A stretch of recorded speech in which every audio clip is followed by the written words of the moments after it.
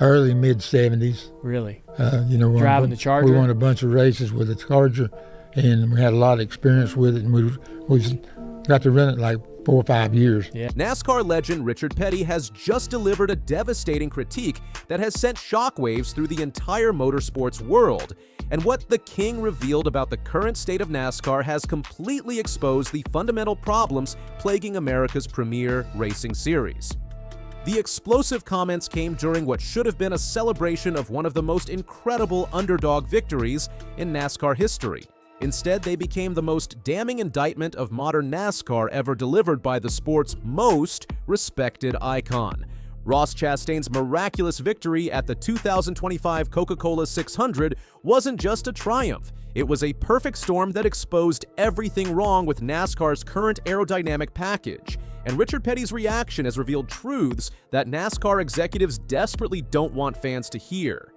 The drama began when Chastain, starting from the deepest position in Coca-Cola 600 history at 40th place, charged through the field in what can only be described as the most improbable comeback in modern NASCAR.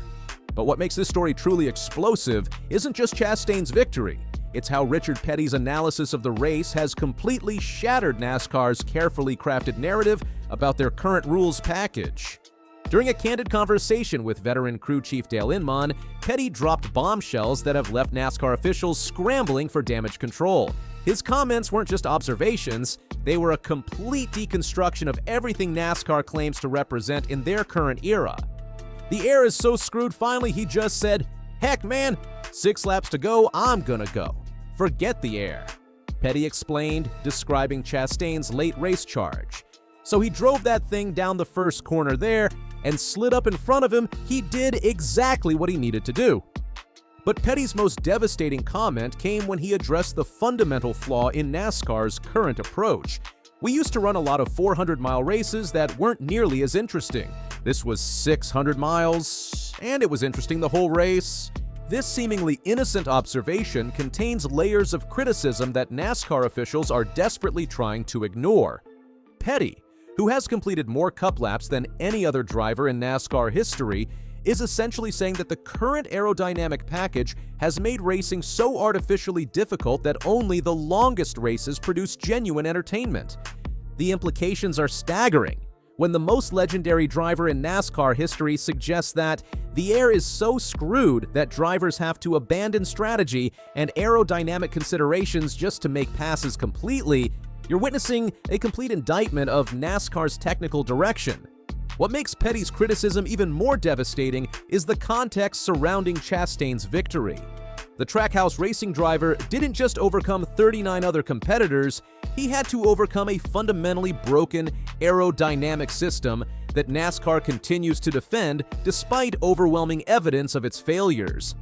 The night before the race, Chastain's team rebuilt a backup car after damage in practice, making his win feel like a Cinderella story. But it also exposed a bigger issue. NASCAR's current rules reward luck and chaos over skill and planning. Richard Petty pointed out how dirty air from lead cars ruins racing by stripping grip from those behind, turning strategy into guesswork. Once a leader slides into the track position, intervening in the airflow of a car behind, this dirty air drastically affects downforce and grip for the latter car, making passes extremely challenging, the technical reality explains. This isn't racing, it's aerodynamic warfare where the leader gains an artificial advantage that has nothing to do with driving skill. Chastain's victory required him to completely abandon conventional racing wisdom, timing a late surge while operating the number one Chevrolet in a desperate gamble that paid off only because he was willing to ignore everything NASCAR's current package theoretically rewards. The most telling moment came when Chastain made a race-winning pass in the final circuits to beat William Byron, who had led 283 of the 400 laps on open track. Byron's dominance throughout the race, leading over 70% of the laps, perfectly illustrates the problem Petty identified. Clean air provides such an overwhelming advantage that once a driver gets out front, they become virtually untouchable until desperation forces competitors to take impossible risks. Dale Inman's observations during his conversation with Petty revealed another layer of the disaster NASCAR has created. I ain't gonna call numbers or names, but there were some well-known drivers and winners that didn't run worth a C. Puh, Richard, Inman noted with barely concealed frustration. This comment exposes how NASCAR's current package has created such artificial racing conditions that established champions and proven winners struggle to compete effectively. When past champions like Martin Truex Jr. and Joey Logano suffer throughout an entire race, and two-time Charlotte winner Denny Hamlin finds himself completely out of contention, you're witnessing systematic failure, not competitive balance. The statistics surrounding Chastain's victory tell a story of desperation triumphing over strategy. Starting from 40th position represents the deepest starting spot for any Coca-Cola 600 winner in the modern era, suggesting that traditional qualifying performance and early race positioning have become meaningless under current rules.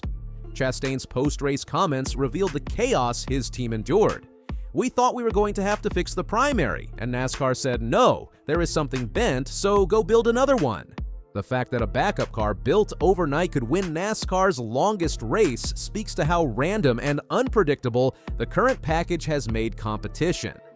To drive on that final run in the 600 and pass two cars that had been better than me all night, wow! Chastain admitted, "Holy cow, we just won the 600. Even the winner acknowledged that his victory defied logic. Cars that were demonstrably faster throughout the race were somehow vulnerable to last-minute desperation moves. Richard Petty's warning rings loud. In today's NASCAR, being the better driver or team doesn't guarantee success. Strategy has been overtaken by risky last-minute moves. Back in 1975, Petty won the World 600 by leading most of the race through skill, strategy, and endurance, unlike today's chaotic finishes that often reward luck over talent. Today's NASCAR rewards drivers who can time one desperate move in the final circuits, regardless of their performance during the previous 590 miles. This represents a complete abandonment of everything that made NASCAR great, and Petty's criticism exposes how far the sport has fallen from its fundamental principles.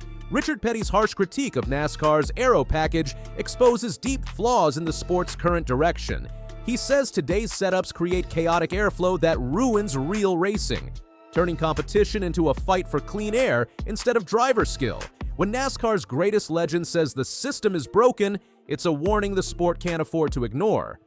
Ross Chastain's Coca-Cola 600 win excited fans, but NASCAR legend Richard Petty says it masked deeper issues. He criticized the current rules for turning races into chaos over strategy, warning that even long events like the 600 barely deliver real racing. His message: NASCAR needs to fix its problems before it's too late.